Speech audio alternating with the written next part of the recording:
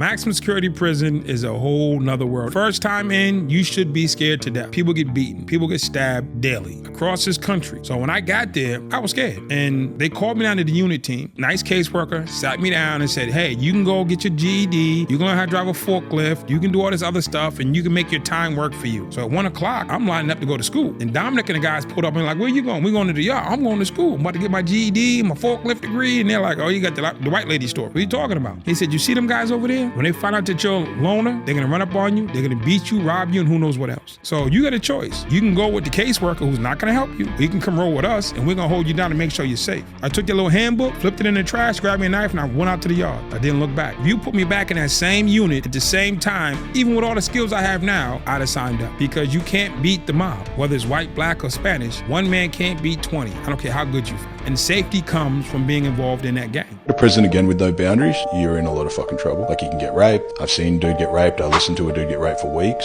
A lot of shit happens, like bad stuff to guys that have no boundaries. A lot of guys think like if someone pushes them or like punches them or something like that, they don't have to fight back, you know, I can just run or do things. There's a lot of things that can happen eventually where you can't run. I was in with a guy who had his second drink driving charge. He's like, oh, I'm selling up with you. His leg was like stapled from his ankle to like his hip. He had these like nice Nike shoes. In jail, people love those because they can trade them straight for drugs. And I said to the guy, I was like, there's this specific guy in the unit. If you take your shoes and you give them to him, everyone will leave you alone. He's like, no, I don't want to do that. I'm just going to fucking like wear them out. I was outside on the phone and I saw the guards running through the unit. But then I looked in and saw like the dude was on the ground. But then as I walked in more, I saw like just this massive pool of blood. He's like unconscious. And then I saw like his leg had opened. It looked like a piece of fucking like opened up roast beef. And I remember thinking like this dude just doesn't fucking listen. Hello y'all, welcome to Bam Bam Raw TV. I'm Bam Bam, aka the 411 Giant. Hey, hit the like button. I want you to subscribe and hit that bell icon. On this episode here, it's a part of surviving prison, surviving penitentiary, the Fed penitentiary particularly. And one of the way to survive it is to try to decrease your chance of being convicted and try to make sure that you do not set yourself up by being in the presence of an informer and becoming too comfortable. Because the feds have a completely different law on the use of witness testimony that they don't have in the state. You know what I'm saying? In the state, you have a right to cross-examine your witnesses going on. They have to have more verification of different actions and stuff. But the feds, hearsay is admissible. Hearsay is admissible in the federal court. It's not in the state court. And so bringing that up is being mindful that when you get locked up, the feds know people, that's what they do. They study people, they study situations, and they know that when somebody gets locked up, they take them from their environment. Everything closed in, they take it from their environment. And they feel all alone. And they want to talk. They want to talk over some things, why they got locked up, and they want to talk, and they feel talkative. And if you have not been trained in and out of jail, unfortunately, or you haven't had association with people who've been doing time, you feel comfortable talking to people because you think people wouldn't be rotten. You think the feds wouldn't set you up like that because they police officers who supposed to be doing their job fairly. So you don't expect these unfair tactics. So therefore, you feel comfortable and talkative because now you feel like you got a brother in crime. Oh, hey, man, you locked up just like I'm locked up. We're in the same boat. And you start talking. So be careful on who they put you around when you locked up on a federal case or any case. But definitely be mindful of who they put you around. Also, who they bring and put around you. You have to. You're supposed to know when they're appropriate. Like maybe that's why Maybe they sent my two sellers when they had me back in straitjacket. Both of them hung themselves, tried to hang themselves with the phone card. So maybe that's why they felt uncomfortable if they was put back there to ask me questions and stuff, and they was uncomfortable with the response they got. Because when I was back there, if you asked me something inappropriate or you asked me something about my family or my case or anything like that, then I'm going to give you a hard response. I'm going to give you a response to tell you you're out of line, you stepping over the line, and now I'm going to start looking at you some kind of way. Then if I see one more sign, I'm going to try to I'm going to deal with you.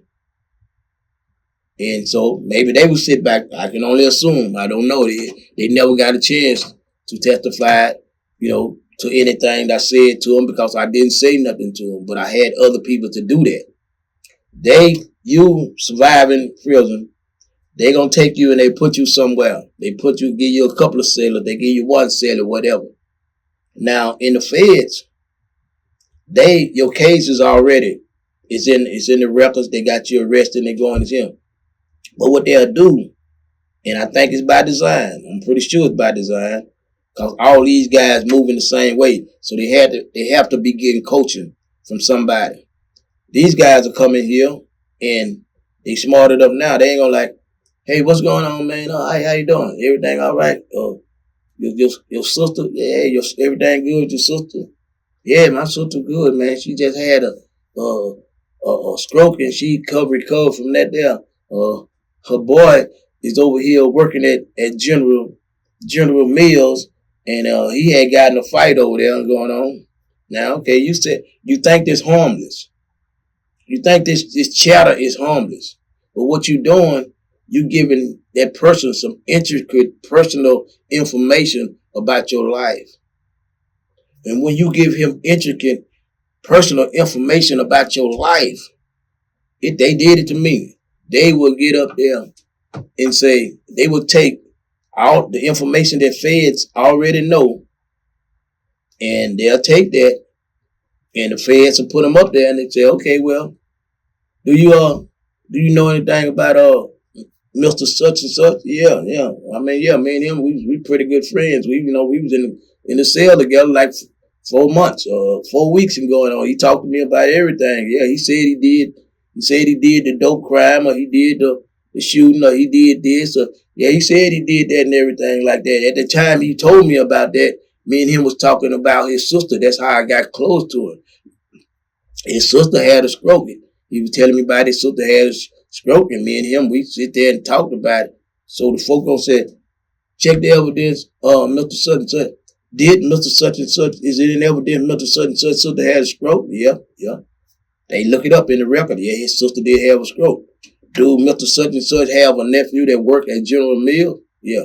How else could you have got that information unless he gave it to you? He gave you personal information. So they're going to show the court, they're going to show the jury and the judge, if he told him about his personal information, what makes you think he ain't tell him about he had the dope, or he ain't tell him about he did the shooting? So they connect them two things. The informant now tried to learn personal stuff about you, so that when he entwine them with his lies, it's stuff that you can't refute. You're going to say, hold on, man. They're going to say, well, we got records show where your sister was in the hospital at this day going on, so you was telling the truth when he said that you told him that.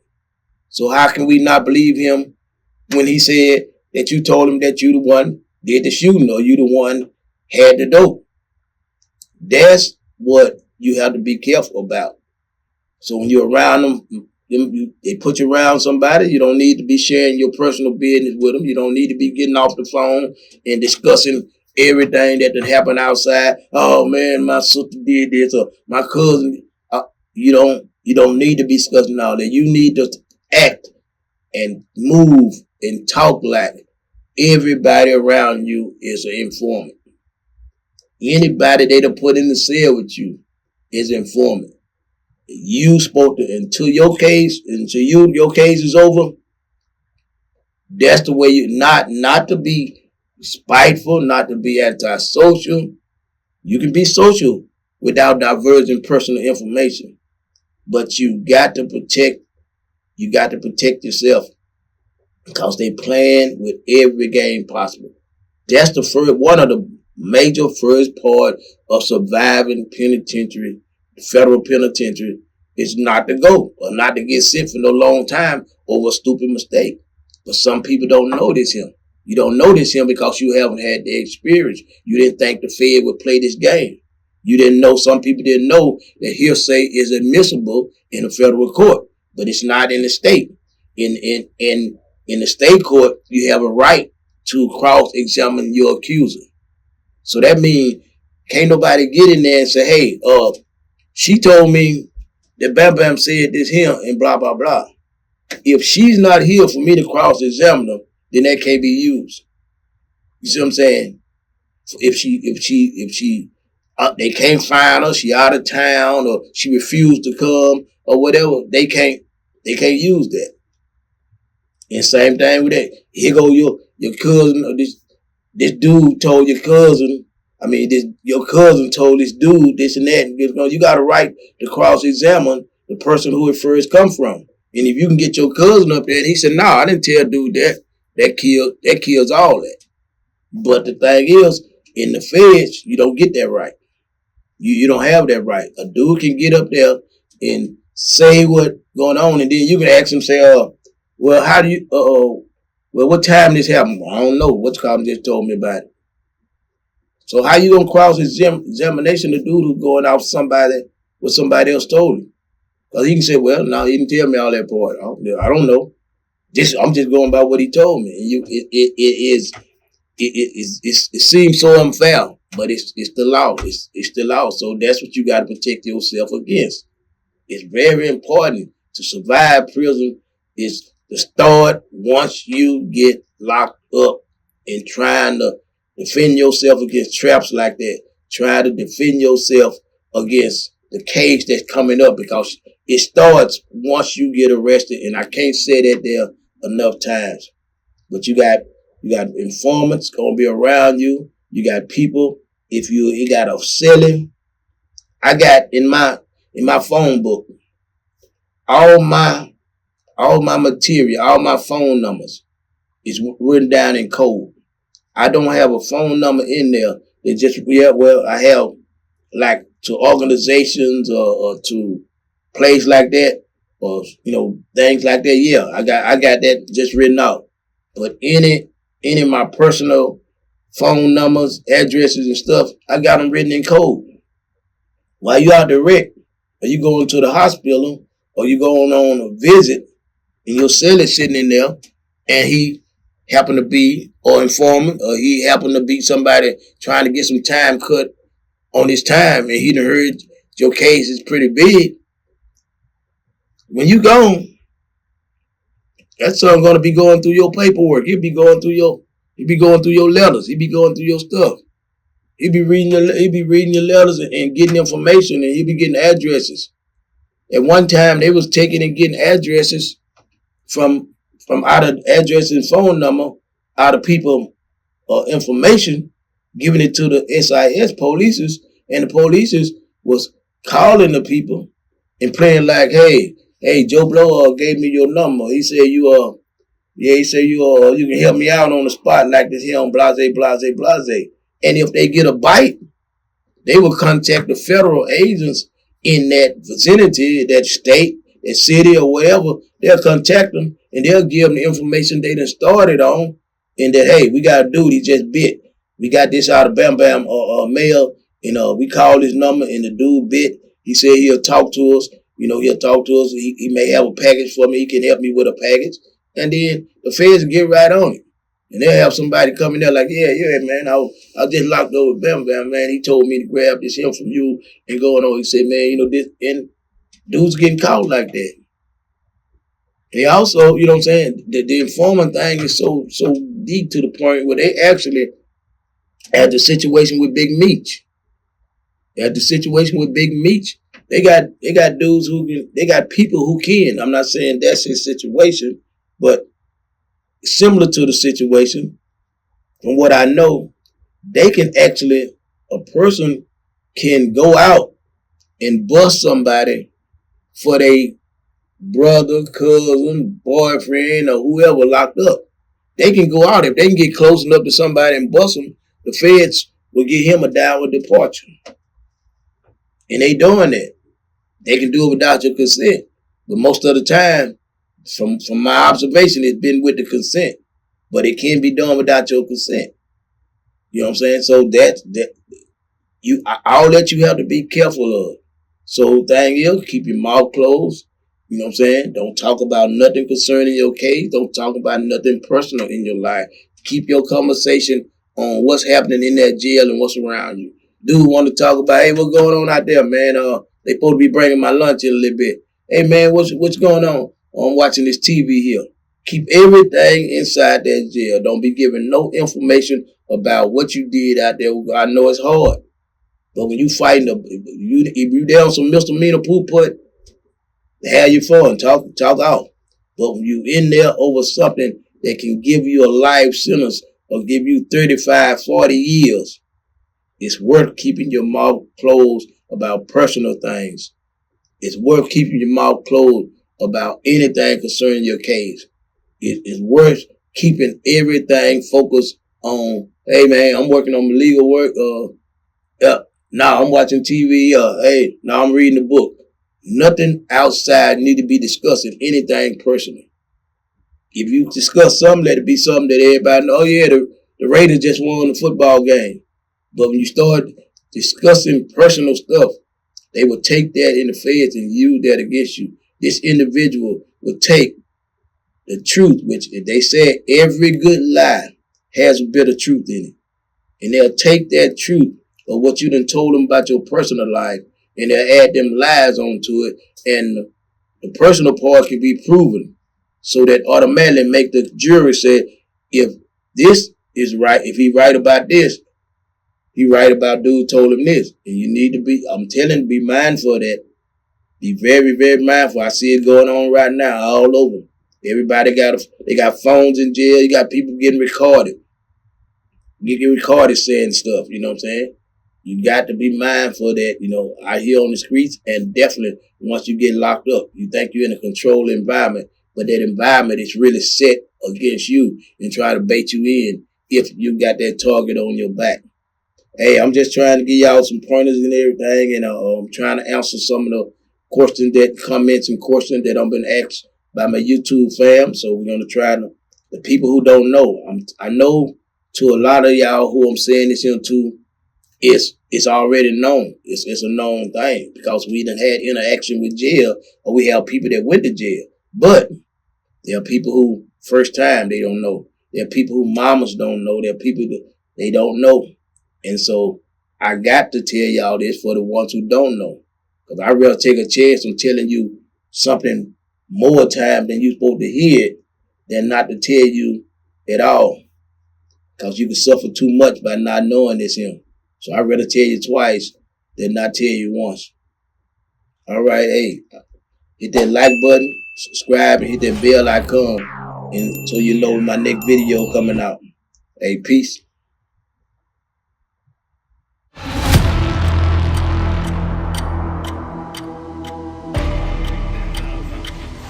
The time has come. It's Judgment Day, and your fate has been decided. It's time to do time. You're going to the big house, Club Fed, the joint. But this isn't just any prison. Here's how to survive in the most dangerous prison. For every 100,000 residents in the United States, 698 of them are incarcerated. That's more people per capita than in any other nation. Most of the world's prison population is held in the US, China, Brazil, and Russia. And now you've joined this notorious group. So what's next? Should you join a gang? Why is making eye contact dangerous? Outside these walls, an everyday life awaits you. But to get there, you need to survive by following these steps. Step 1, be alert and trust your instincts. Suppose you're in Black Dolphin Prison in Russia. In that case, you'll be in close quarters with 700 serial killers, child molesters, and even cannibals. And when it comes to dangers and interactions, trust your gut and be extra cautious. The first few days or even months of your prison sentence will probably be your worst. Learn to control your emotions. If you don't, other inmates can use them against you. It could give them leverage to intimidate, provoke, or take advantage of you. Step 2, do not stare. Be mindful when you're making eye contact with other inmates. This is especially important in overcrowded and hostile prisons. Imagine yourself in La Sabaneta prison in Venezuela. It has 25,000 prisoners, but unfortunately, it only has the capacity for 15,000, so you're packed in like sardines. And personal space is non-existent. The way you look at someone can easily be misinterpreted in prison. As you walk around, keep your eyes forward and do not stare at anybody. This step might not apply as much in your cell because you must get along with your cellmates if you are sharing. Be respectful of their boundaries and personal belongings. And try to listen more and talk less. Offer to clean around the cell and be friendly. Do not ask other inmates why they're in prison. This can cause anger, and you might not like what that leads to. But if you're asked why you ended up in prison, answer honestly. Step 3, work on yourself. Use this time to study and get in shape. Exercising will keep you healthy, and staying fit will make you look disciplined and strong. Eat healthy food if you can get it. As an inmate, you will have to eat the meals served to you at the cafeteria. If the prison has a commissary, try to buy a few of your weekly meals there. Hopefully, you can find some healthier options. But if you're in Bang Kwang Central Prison in Thailand, remember that it's one of the world's harshest prisons. Not only is it known for shackling prisoners, but it has a class system to get access to food. So to be safe, you might want to drink lots of water and stay hydrated. You should seek out different ways to improve your mental health, advance your education, or even learn a new skill.